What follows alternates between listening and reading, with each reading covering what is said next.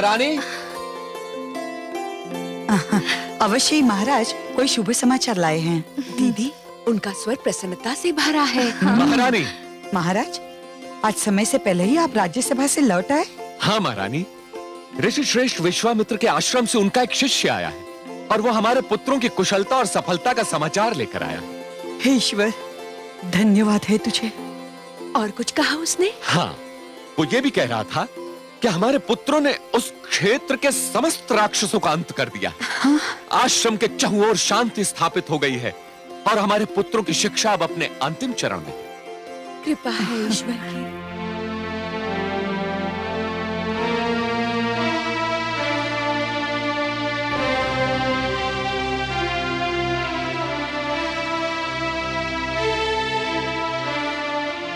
आप उदास क्यों हैं छोटी रानी? पुत्रों की कुशलता का समाचार सुनकर तो आपको प्रसन्न होना चाहिए था। केवल समाचार मुझे प्रसन्न नहीं करता महाराज। मुझे सुख तो उसी दिन मिलेगा जिस दिन मैं अपने लाल का मुख देखूंगी। फूलों में बसने वाला कांटों में पल रहा है। इस राजभवन का दीप ऋषि की कुटिया में अपना उजाला लुटा रहा है तो मुझे प्रसन्नता कैसे होगी? किंतु छोटी रानी, हमारे पुत्र तो विद्या का धन प्राप्त करने गए हैं। इस अयोध्या के राजभवन में किस धन की कमी थी? विद्या का धन यहाँ रहकर भी तो वो प्राप्त कर सकता था। शिक्षा प्राप्ति के लिए जिस कठोर तप और त्याग की आवश्यकता होती है, वो इस राजभवन में संभव नहीं होता छोटी रानी। और अब तो हमारे पुत्र ऋषिवर से बला और अतिबला नाम की विद्या सीख रहे हैं छोटी रानी। ये कौन सी विद्या है महाराज? इस विद्या की प्राप्ति के पश्चात भूख और निद्रा जैसी मूल आवश्यकताएं हमारे पुत्रों के अधीन हो जाएंगी। हमारे पुत्र इन आवश्यकताओं के अधीन नहीं रहेंगे छोटी रानी। क्षमा कीजिए महाराज, यदि मेरा पुत्र महाराज दशरथ के राजभवन में रहता तो भूख और निद्रा जैसी जीवन की आवश्यकताओं के अधीन रहता। पर महाराज, इस राजभवन में तो यूं भी ये आवश्यकताएं दासियों की भांति उनके अधीन होती। आपकी एक नहीं चलेगी महाराज। छोटी रानी को अपने पुत्र राम से इतना प्रेम है कि आपका कोई तर्क इन्हें संतुष्ट नहीं कर सकता। मैं तो केवल ये कहना चाहती थी महाराज कि ऋषिवर जो उन्हें सिखा रहे हैं उसकी उन्हें आवश्यकता नहीं। नहीं देवी, पुत्र को एक बार गुरु के हाथों में सौंप देने के उपरांत इसका निर्णय केवल गुरु करता है कि उसे अपने शिष्य को क्या सिखाना है और कैसे सिखाना है। इसमें ना तो माता पिता को किसी चुनाव का अधिकार है और ना स्वयं शिष्य को। किंतु आप चिंतित ना हो, मैंने ऋषिवर के लिए संदेश कहलवा दिया है कि साधना समाप्त होते ही वे राम और लक्ष्मण को अयोध्या भिजवा दें। अब तो प्रसन्न हो छोटी रानी।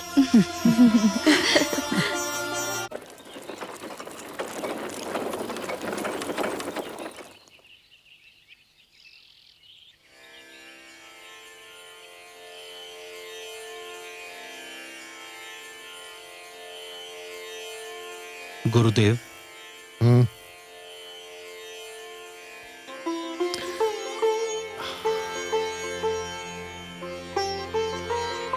महामंत्री महोदय, आइए पधारिए, आपका स्वागत है।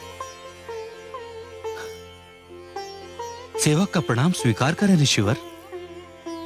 कल्याणमस्तु। मिथिला में सब कुशल मंगल तो है? आपकी कृपा से सर्वथा कुशल मंगल है। प्रभु की कृपा है। कहिए, कैसे कष्ट किया? महाराज जनक की ओर से आपकी सेवा में निमंत्रण पत्र लेकर उपस्थित हुआ हूं। अच्छा,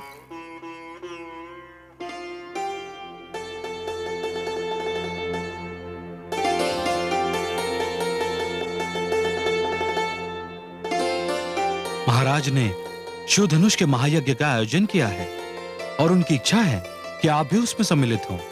इसी के साथ उन्होंने राजकुमारी सीता का स्वयंवर भी घोषित किया है।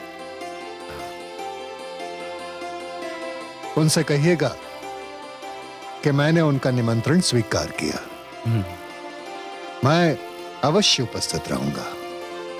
जो आज्ञा।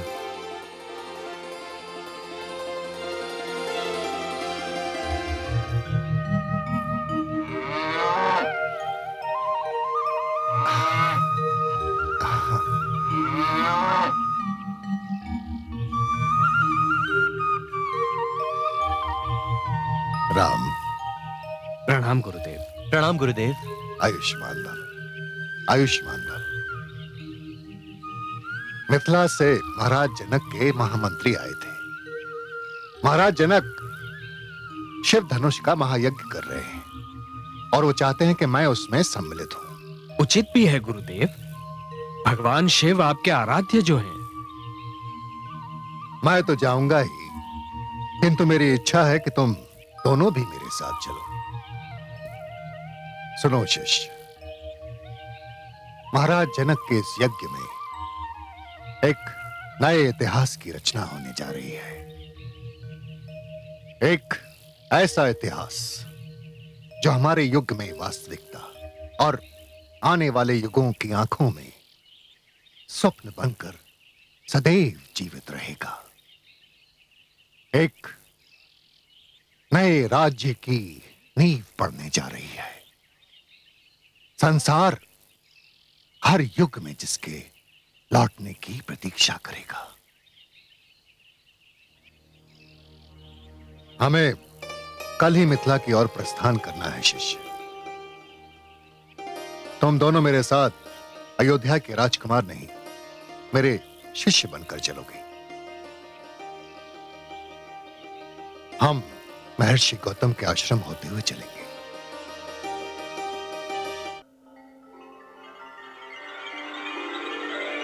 हे राम, औरों को तो प्रतीक्षा पत्थर बना देती है।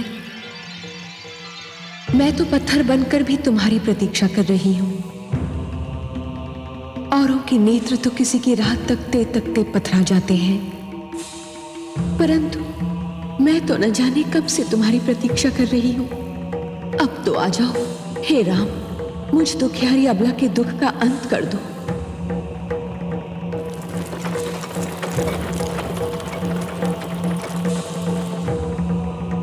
धन्य है वायु का ये झोंका जो मुझ तक तुम्हारे कमल चरणों की धूल की सुगंध लाया है।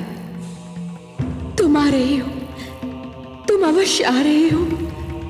मुझ दुखियारी के दिन फिरने वाले हैं। तुम मेरे कल्याण के लिए मेरे समीप आ रहे हो। हे राम, हे राम। रथ रोको सारथी।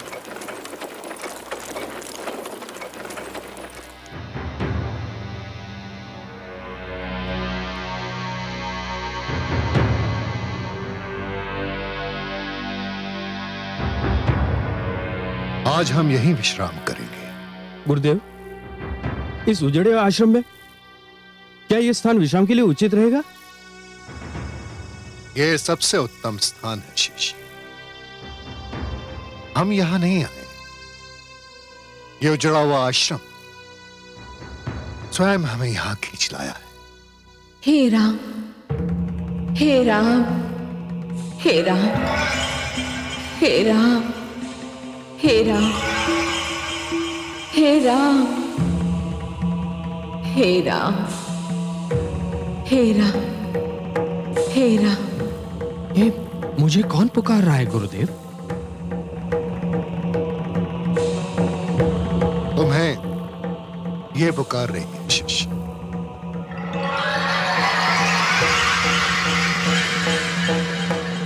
और न जाने कब से पुकार।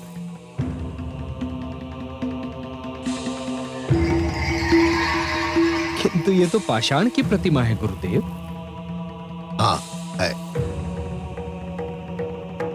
इस प्रतिमा को अपने चरण से स्पर्श कर दो शिष्य। जी, इस पत्थर की मूर्ति को अपने चरणों से छू। गुरुदेव, गुरु के आदेश पर प्रश्न चिन्ह लगाना ना तो शिष्य को शोभा देता है और ना ही उसका अधिकार है। किंतु हे गुरुदेव, नारी पत्थर की भी हो तब भी आदर सम्मान के योग्य होती है। उसे चरणों से छूना महापाप है। मुझे नारी के इस अनादर का साहस नहीं हो रहा है गुरुदेव। नारी के प्रति तुम्हारी पवित्र भावना जानकर मैं गदगद हो गया शिष्य। मुझे ऐसे शिष्य पर गर्व है। मैं स्वयं किसी को नारी का अनादर करने की अनुमति नहीं दे सकता, परंतु ये एक विचित्र विडंबना है कि इस नारी का कल्याण इसी में निहित है। इसे अपने पैरों से छूकर तुम इसका अनादर नहीं, इसका उद्धार करोगे पुत्र। कौन है ये देवी? ये दुखियारी अबला ऋषि गौतम की पत्नी अहिल्या है। निरपराध होकर भी न जाने कब से पत्थर बन जाने का दंड भोग रही है।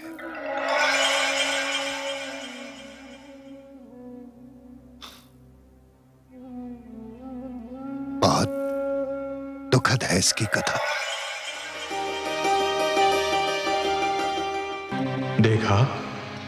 देखा आपने चंद्रदेव, कितनी सुंदर नारी है अहिल्या। किंतु देवराज, आप चाहते क्या हैं? मैं उसे पाना चाहता हूं। तो क्या उसे पा लेना आपके वश में है? हां, यदि तुम मेरी सहायता करो तो। मैं क्या कर सकता हूं? तुम्हें कल अपने क्षितिज से हटने के निर्धारित समय से पहले कुछ समय के लिए आकाश से लुप्त होना होगा।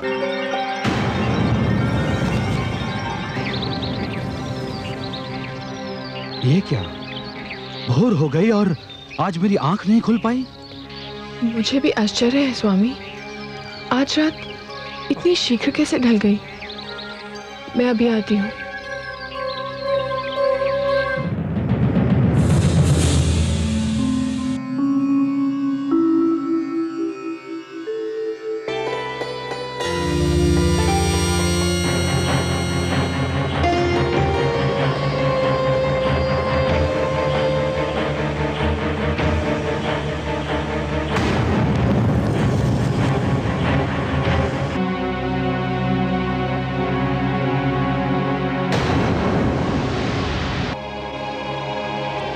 स्वामी, बताइए ना, आप इतना शीघ्र क्यों लौट आए?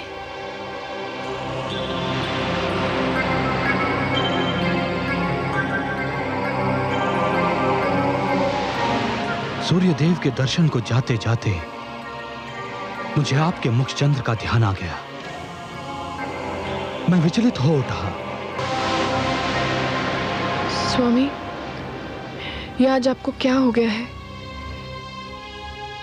ये आप कैसी बातें कर रहे हैं? आपने तो अपनी सारी इंद्रियों को अपने वश में कर लिया है। मेरा संयम टूट गया है देवी। आपके स्मरण ने मुझे सब कुछ भुला दिया। आपकी सुंदरता, आपके यौवन ने मुझे सब कुछ भुला दिया। मुझे और व्याकुल ना कीजिए। अपने अधरों की मदिरा से मेरी प्यास बुझा दीजिए। अरे ये क्या, चंद्रदेव? परंतु ये चंद्रदेव कहां लुप्त हो गए थे?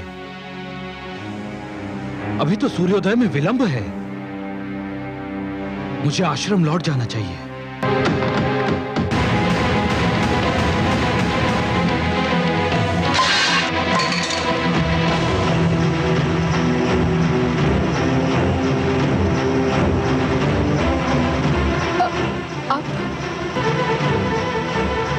ये कौन है? दुष्ट, कौन है तू?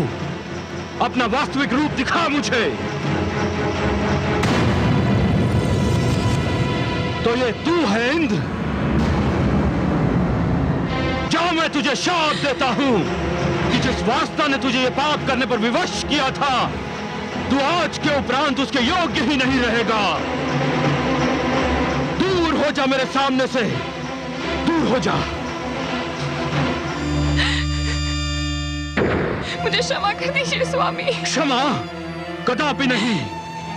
तेरा शरीर अपवित्र हो चुका है, तेरी आत्मा अपवित्र हो चुकी है। जा, मैं तुझे शाप देता हूं, इसी क्षण तू पत्थर बन जा।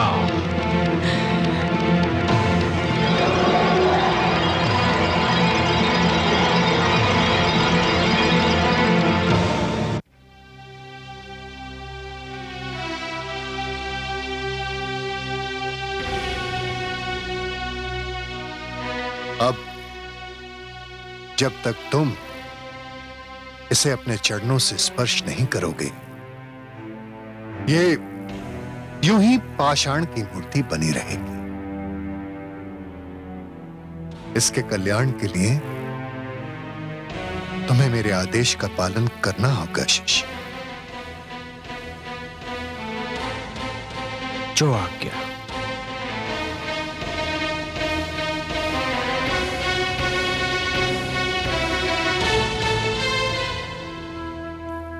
देवी, मेरे लिए नारी हर रूप में माता समान है। मैं आपको अपने चरणों से स्पर्श करने की धृष्टता करने जा रहा हूं, क्षमा कीजिएगा।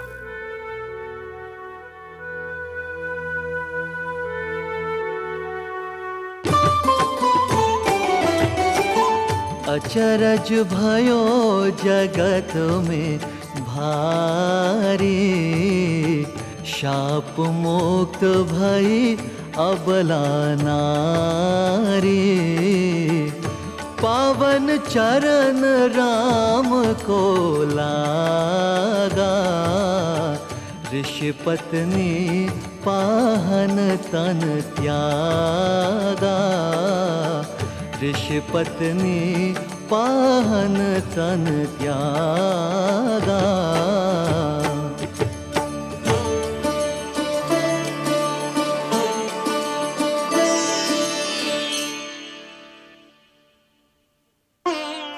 हे दुखी जनों का दुख मिटाने वाले राम, हे संकट के मारों का संकट मिटाने वाले राम, हे दुखियारों को तारने वाले राम, हे पापियों का उद्धार करने वाले राम, इस अबला को शाप से मुक्ति दिलाकर आपने जो इस पर उपकार किया है, उसके लिए आपको कोटि कोटि धन्यवाद। नहीं देवी, आपके साथ घोर अन्याय हुआ था। मुझे अपार हर्ष है कि अब आपको न्याय मिल गया है।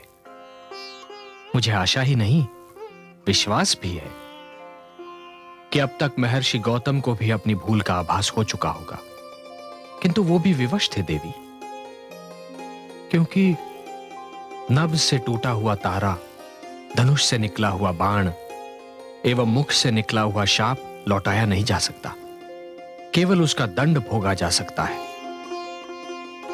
पश्चाताप की अग्नि में जलना भी तो दंड ही है देवी। महर्षि अब तक उस अग्नि में जल चुके होंगे। गुरुवर, यदि इस उजाड़ स्थान पर मुझे लाने का यही उद्देश्य था तो वो पूरा हुआ। अब हमें यहां से प्रस्थान करना चाहिए। ऋषि श्रेष्ठ,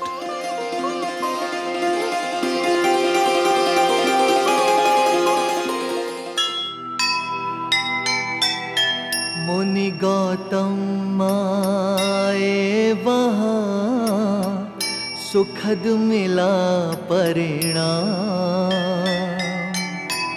शाप मुक्त पत्नी मिले और मिले श्री राम। कहने को तो हो गया ये विधि का संयोग, तप के बल का था मगर ये अनुचित उपयोग, ये अनुचित उपयोग।